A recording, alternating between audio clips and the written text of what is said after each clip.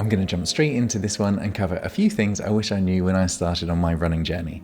Things that would have made things a little easier and a little bit more enjoyable. First up, no one cares. Here are a few things no one cares about. The pace you run a random Tuesday night training run that shows up on Strava. No one cares. That time you said you were training for a sub-4 marathon, you got lots of charity money, but you ran it in a 4:07. No one cares. No one cares how fast you are, no one cares how fast you run, no one cares how you look, no one cares how much your shoes cost. Your family and friends, they care about your well-being. If running makes you happy, that's what they care about. Other runners, they care that you're running. It doesn't matter how fast, it doesn't matter how far, it's just that you're part of the community. To prove this, I had a recent example during a backyard ultra, which is where you run 4.2 miles on the hour every hour for as long as you can. Because you start together every hour, you get to chat to everyone.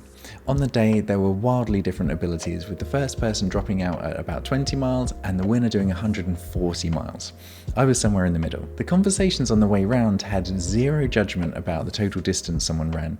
It was all about willing each other to run to the best of their ability, to get to their own capacity. There was such a sense of camaraderie, and we wanted each other to do well for themselves. The reason that understanding that no one cares matters is that it's important to try new things, to push yourself. But sometimes when you do that, you make mistakes. You'll find out you're not quite good enough for that challenge you set yourself, yet. Worrying about what other people think is just a form of suffering that will make the journey a little bit more miserable, and it may prevent you from trying new and exciting things. Once you let that go, it's liberating, and you can have more wonderful adventures. Next up, we have don't neglect your strength training. Now, it should be said that I know plenty of runners who are much better runners than me who do no strength training, so of course you can be a runner that doesn't strength train. But there is research showing that strength training reduces the risk of injury, improves performance, and improves your running form. But more than that, I care about how it feels. I always say runners are humans too, and it's wonderful being a strong human. At the beginning of my running journey, I totally neglected strength training. I was getting fitter, but I was so weak. This year, I committed to prioritizing strength training just as much as I prioritized my running. That doesn't necessarily mean I did as much strength training as I did running, but I did put as much emphasis on it. As in, I didn't skip strength training in the same way that I wouldn't skip running. I've got to say, there's something very enjoyable about being strong. It's weird. When you're fit, you don't feel fit. The only time you notice you're fit is when you're running, say, 10 miles and you don't feel tired yet and you go, oh, I'm fit, I'm getting fitter. But when you are strong, you feel strong all the time. Getting out of chairs, going upstairs, playing with the kids, picking them up. It's nice to feel strong and powerful in your body, and I feel so much better being stronger than I do just being fit. When I'm in a training block for a big race, I do 2 strength sessions a week. One's about an hour and I do heavy strength in the gym. One's about half an hour and I do plyometric things at home.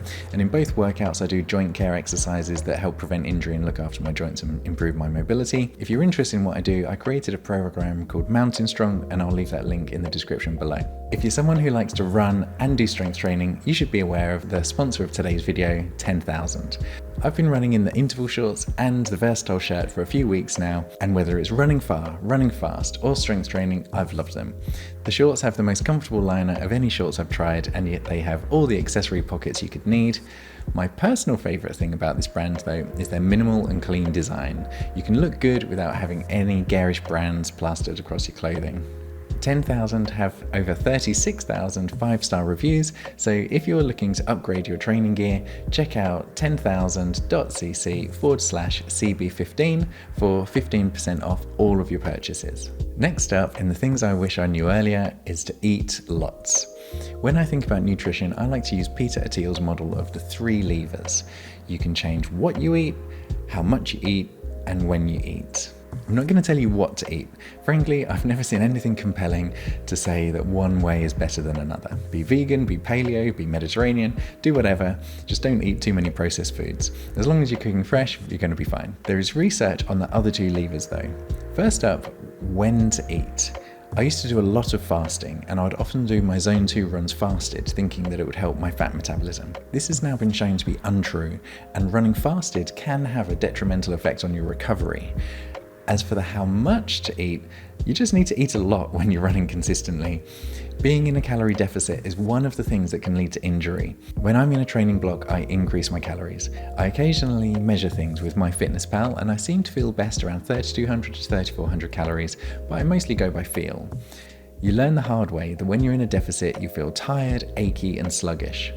Once you increase your calories, you feel better day to day, your training performance improves, and you recover better. The fourth thing I wish I knew sooner was how to train smart. The most important thing in any training model is consistency, and in order to be consistent, you mustn't get injured, and in order not to get injured, you need to train smart. When I first got into running, I just ran. I ran mostly hard, somewhere between 3 to 5 miles, and I like to have a hard workout somewhere between 20 and 40 minutes. I'd get home, I'd be sweaty, I'd be full of endorphins, and it was great. This worked for a while, but eventually I started to burn out and pick up niggles. It took me a long time to learn that this is not a good way to train. The best 2 books I've read on this are The Uphill Athlete and 80-20 Running. What I learned in them is that all of the runs I was doing were actually medium hard. It wasn't hard enough to be good fast twitch anaerobic training, but it was way too fast to be good aerobic base training. Once I learned to do most of my runs slower and my fast runs much faster as an interval, this is where I dramatically increased the ability to run further, and it became so much more enjoyable. I didn't feel as burned out, I could run more often, and I had much better adventures because of it. Having said everything I just said, it leads us on to the 5th point: keep it simple. This is something I've only started to do more recently. I went through a phase of being super nerdy, particularly after reading those 2 books. But I'm now starting to realize it's actually not that complicated. Do 1 long run a week, do 1 speed session a week as an interval, do everything else easy-ish. Don't worry too much about the specific heart rate, just make your easy runs a conversational pace, do at least 2 strength sessions a week and focus on whole body strength, eat lots, rest well, and that's about it. The vast majority of us don't need to be too nerdy about this stuff. Just relax and enjoy the process. It really is that simple. One more thing, this reminds me, a bonus point. Just enjoy it. Running is supposed to be fun. I've taken a break from big events for the last few months because I needed to rebuild the excitement for a hard training block again. I love my adventures, I love my training, but it is possible to overdo things. If things stop being enjoyable, take a break, take a reset, take stock of what you might be doing wrong, and try and find the path back to running with joy. Because more than anything, that is what running is about.